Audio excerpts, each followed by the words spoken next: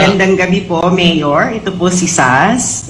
Una po sa lahat, Mayor, maraming salamat po for being a president who continued the anti-colonial nationalist struggle of our national heroes before.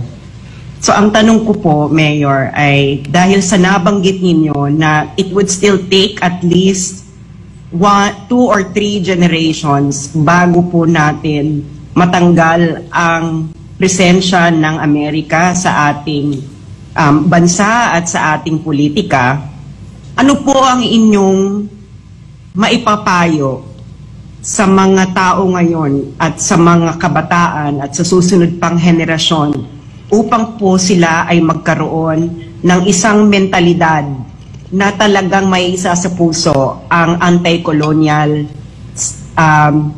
mindset at maging isang tunay na nasyonalista? Well, okay. My friend, it's a very good question. It's a nice one. Itong psyche, the Filipino psyche, vis-a-vis with America, influence,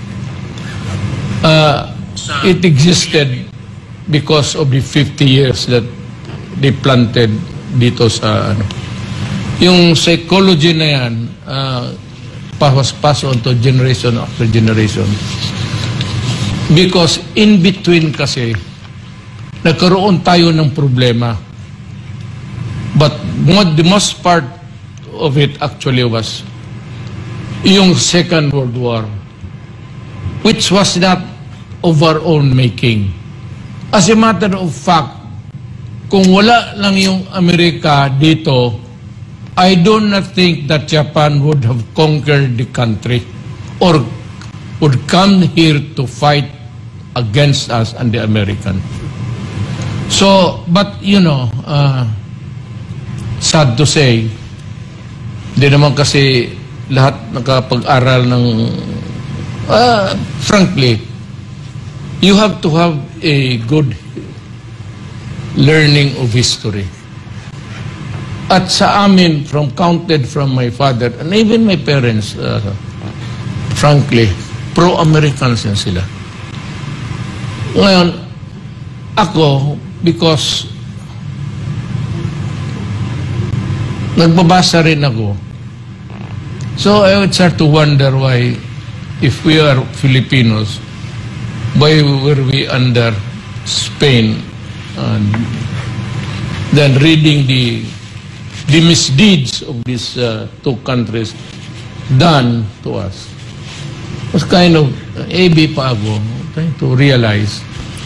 Then hearing the nationalist guys, Cañada, Sison, and all, sila Francisco Lava, Lansang, I realized that tama nga naman. So by the time that I was ripe to craft my own opinion about life and about my country, I've come to realize that things came to pass because of this success and that. Now, to remove that colonial mentality, because until now, whether you would agree with me or not, basta USA, American brand, okay talaga sa Pilipino yan. The best yan. Made in China, wala yan. Sirain. Ganon ang mentality. Even though na yung quality ng kakain ng Taiwan, the products of Taiwan talagang maganda. Number one, ang Amerika does not, walang, hindi nang ano yan ng mga refrigerator. Ang Amerika, the industry of America is a war machine. You know, if you stop the wars, America would grind to a halt. Because ang economy nila is driven by a workhorse called war. If there is no war, there is no more planes to build, ships to whatever structure there. Yun ang economy nila. Yun ang pinagbibili nila eh. Mga aeroplano, gano'n. Kaya kailangan natin yan because there is a war going on. How is this promoting the war? I don't know. I'm not prepared to say it's America. But as I have said, kung nasaan yung Amerika, trouble is always there. Maghanap pa dito sa buong mundo. Look at Ukraine. Ukraine, about 6 years ago, I was reading a Time magazine. Ukraine was connected, umbilical cord ng Russia. But as late as or as early as 7 years ago, meron na silang US troops na ka-station doon. 7,000. I remember that because I was reading Time magazine. Doon nakalagay yan. So, it started with an irritation sa mga neighboring countries, including Russia. Ang Amerika, military presence in another country is not really good. As a matter of fact, it should not be done. Huwag kang magpalagay dyan ng armado ng ibang bansa. Kung gano'n ka, that started until Putin realized that yung thin line of borders niya between Ukraine, magkadikit talaga sila. Putin somehow surmised, maybe wrongfully or rightfully, the American influence would overrun across Ukraine country. At eventually, magkaroon ng base yung American right beside the doorstep of Russia. Hindi na siya kailangan magpapunta ng missile doon kasi yung lahat ng base niya tatamaan na kaagad nila. So it's part of the strategy of a defense of a nation. But if you do it in such a way that you create chaos, trouble, wars, small wars here and there, it becomes a troubled world. And somehow, there has to be an explanation for all of this. What is the explanation? Then we go exploring. And you need not really go far. It's all about colonialism. And it's all about subjugation of other countries before pa sa ating mga tatay. Otherwise, we would not have this kind of utap. Left alone, sana we were fighting a civil war, maybe Aguinaldo and the forces of Bonifacio, okay lang yun. The power belongs to the winner. Kung sino lang, at least Filipino. Naglaki tayo Pilipino, baski pobre, we might not have the luxury of the technology that was passed on by the Americans and by others in so many generations.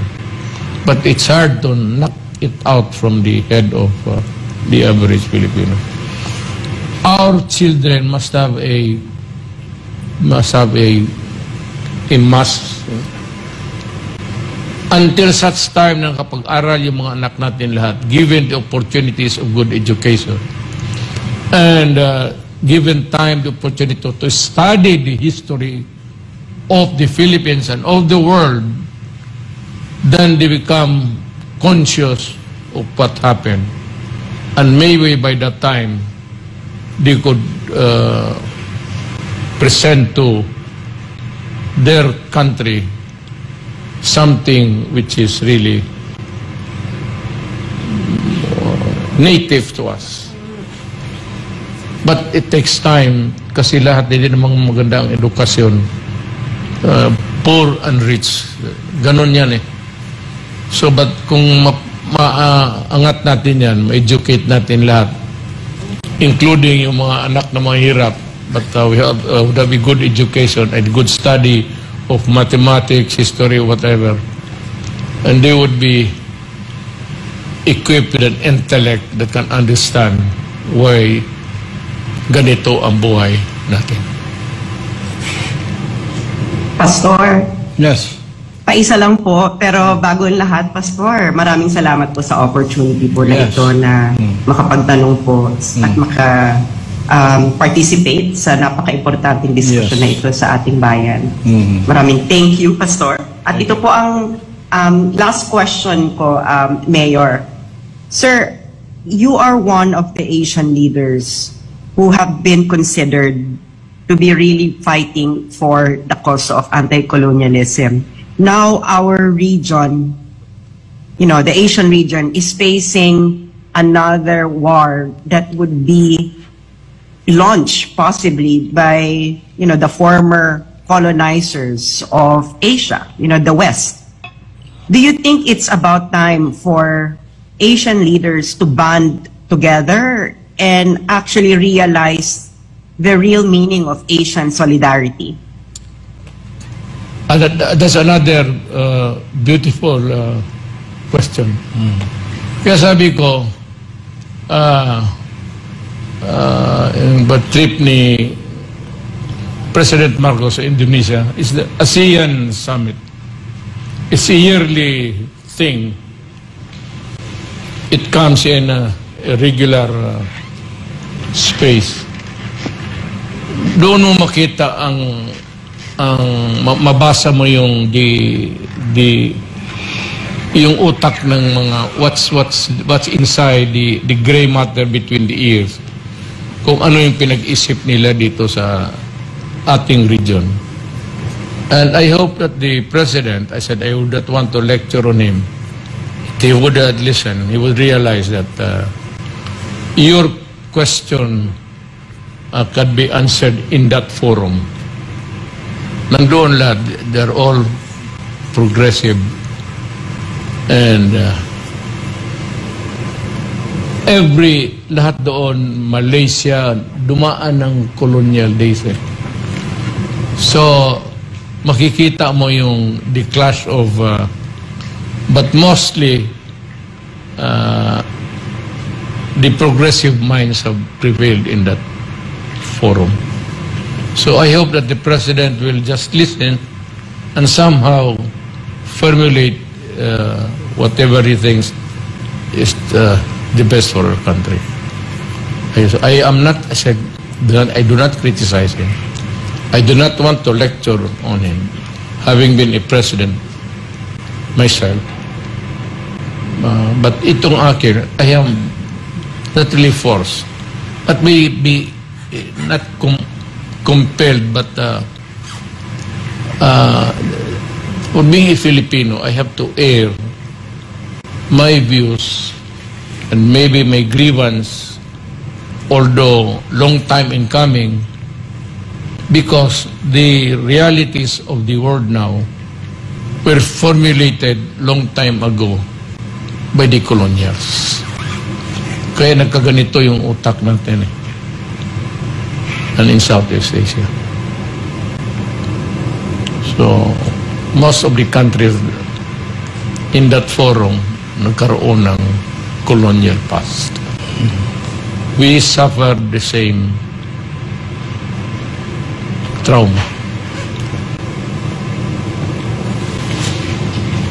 Sas, do you have any follow-up question? Ayun na lang po, maraming salamat po, Mayor, once again, sa pagiging isang presidenteng anti-colonial at nationalista. I think you were a breath of fresh air to Philippine politics during those 6 years. At sana patuloy po kayong magsalita tungkol sa struggle na ito. At thank you rin po, Pastor Apollo Kibuloy, sa pagkakataong ito. Good night po sa inyo. Yes, thank you very, very much. Well, I really appreciate yes. your everything. And for everything, I am forever, my gratitude is always there. Thank you. Tandaan. Thank you.